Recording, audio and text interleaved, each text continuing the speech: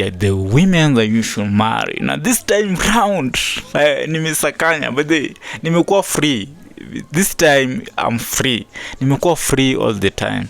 But we call them anakuanga like very controversial, na content yake inakuanga so sarcastic and much more of humor. So we call them anaitwa Michi 002. We call them anakuanga like akona looks, akona tattoo, akona kila kitu, but something in her.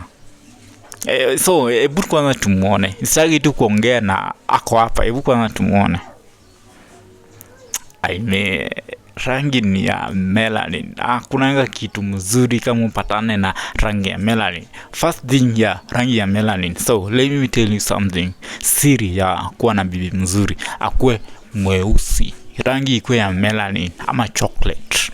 Juu sasa hata akifed, like you know, the beauty in her haitaenda. She will remain. Hebu angalia mtu kama Lupita Nyong'o. Angalia mtu kama so many black beauty out there. Just picture them in your mind and tell me they wanakuanga warembo sana. So Michi, we call them anakuanga mrembo. Like mimi nimeona the beauty in her. Nimeona she's a good wife material. I mean, I just mean to say that she's a good wife material.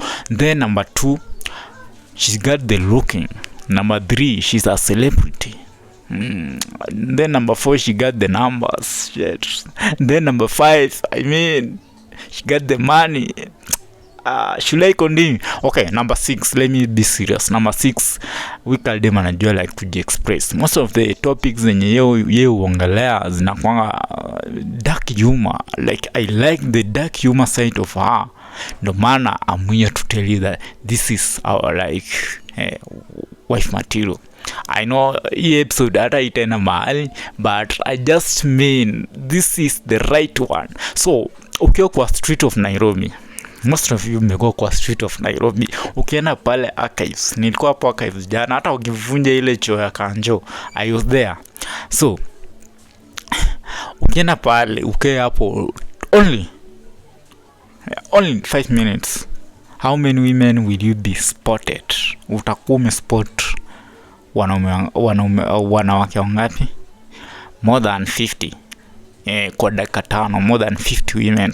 In that 50 women, only one woman ndo mwenye maybe tuseme ni average yake ya urembo iko like kidogo sana, like si mrembo na si kiatu, but wengine wote wanakuanga like warembo. I don't know why.